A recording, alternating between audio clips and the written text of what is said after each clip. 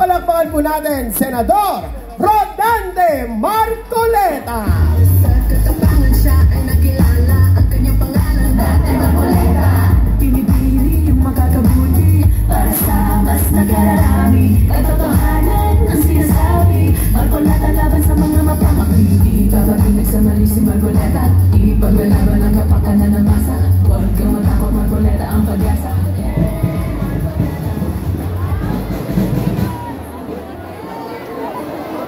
Kumusta po kayong lahat? Ano po? Paano naman naging mabuti? Napakamahal yata ng bilihin ngayon. Mura po ba ang bigas? Mura po ba ang pangunahing bilihin ngayon? Mura po ba yung gamot? Mura ang pampa-ospital? Paano mabuti? Napakarami po ng problema ng ating bansa ngayon. Kaya po ang ginagawa ng ibang mga kandidato na lumalapit sa inyo, ang dala-dala nila ayuda. Merong AIX, merong MAIP, merong tupad, merong AKAP, maliban pa sa 4Ps. Alam po ba ninyo kung magkano lahat ito kapag ka pinagsama-sama? Kailangan malaman po ninyo, lahat po ng mga ayudang binibigay sa inyo, lalo na sa panahon ng eleksyon, 194 billion pesos. Pero ang tanong, naibibigay ba doon sa dapat na makakuha ng ayuda? Kasi po, ang tinatarget na dapat mabigyan ng ayuda, hindi bababa sa 25 million Pilipinos. Ngayon po, ang itatanong ko sa inyo, lahat ba ng 25 million na mahihirap na Pilipino nabibigyan ng ayuda? Napipili lang eh. Sa tansya ko po, 5% lang ang nabibigyan. Ibig sabihin, nasa 5,000 lamang na mahihirap na Pilipino ang nabibigyan. Samantalang ang targeted number hindi bababa sa 25 million. Alam po ba kung anong pwede natin gawin dyan para lahat sana'y mabigyan? Lahat mabigyan. Ang akin pong iniisip, para madali tayo, lahat po ng pamilya na kumukonsumo ng 2,000 pababa, dapat libre na po yung kuryente. Totoo, mangyayari po ito. Monthly po ito, 2,000 pesos pababa, libre na. Sapagkat ang magbibenepisyuhan nito about 25-26 million Pilipinos. Ibig sabihin, lahat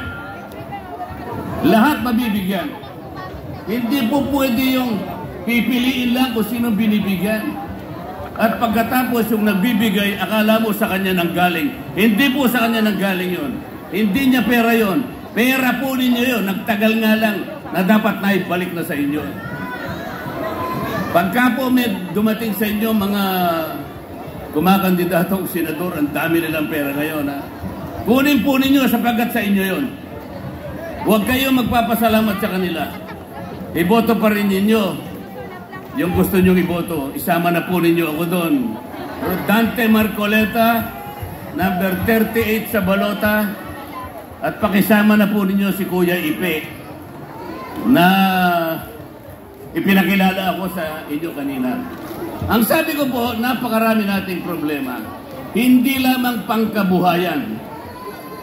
Kailangan po ibaba natin ang presyo ng kuryente sa bansang ito sapagkat yun po ang nakasulat mismo sa batas.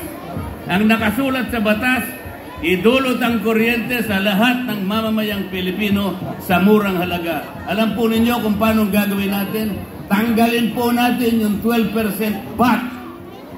Sapagkat tayo lang na Pilipino, ang bansang Pilipinas lang ang merong VAT. Pumunta kayo sa Vietnam, pumunta kayo sa Malaysia, pumunta kayo sa Cambodia, walang VAT dito lang. Kaya humihirap ang buhay natin. Pag murang kuryente, babangon ang maraming pagawaan, babangon ng negosyo, maraming magkakatrabaho, dagdag na kita sa Pilipino. Yun po ang kailangan natin. Hindi ayuda, pampasikat lang sa kanila. Akala mo pera nila nanggaling sa bulsa. Mga kababayan, hindi na po ako magtatagal. Kasi po meron lang kaming mga ilang minuto. Importante lang po sa akin, makita ko kayong lahat at masabi ko sa inyo ang dapat yung malaman. Isa pa pong malaking problema ng bansa natin ang pagkakahati-hati bilang Pilipino. Inimpeach nila ang Vice President, mahati na naman tayo. Binukot nila si dating Pangulong Digong, dinala sa malayong lugar. Nahati-hati na naman. Nalungkot ang maraming Pilipino kung hindi man lahat.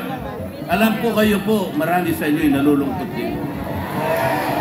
Itama po natin ang maraming mali. Ayusin po natin ang maraming mali. Mabuti po dito sa Distrito 5 at sa buong Maynila, meron kayong Yorme, meron kayong si Atienza, meron kayong Amado Bagatsing na talagang tutulong sa inyong lahat dito sa Maynila. Ngunit yung kabuuan ng ating bansa, kailangan po natin ayusin. Tulungan po ninyo ako, tulungan nyo kami. Para sa ganon, magkita-kita po tayo at magtutulong-tulong po tayo. Makayang-kaya po natin gawin ito. Itama po natin ang mali. Pigilan natin ang pagtanggal sa Vice President. Ibalik natin si Pangulong Digong sa lalong madaling panahon. Maraming salamat po sa inyong lahat. Maraming salamat. Maraming salamat po. Muli po, huwag na huwag po natin kalilimutan ni Shade ang number 38 para sa ating magiging senador, Dante Marcoleta.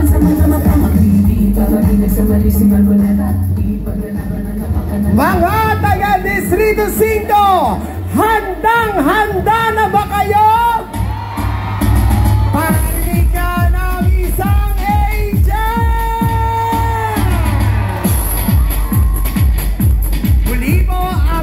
pusong pasalamat po sa bawat isa sa inyo pong pagbibigay at pagkakataon na makasama po namin kayo dahil alam ko po na kayo po ay sabik na rin pong maramdaman muli ang talaga namang kaginhawaan, gloria at ningning ng ating lungsod.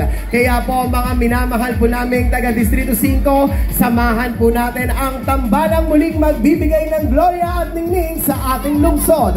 Samahan po natin hanggang Mayo 12 para sa isang maunlad na lungsod ng Maynila.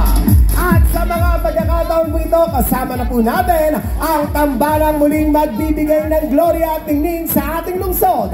Palakpakan po natin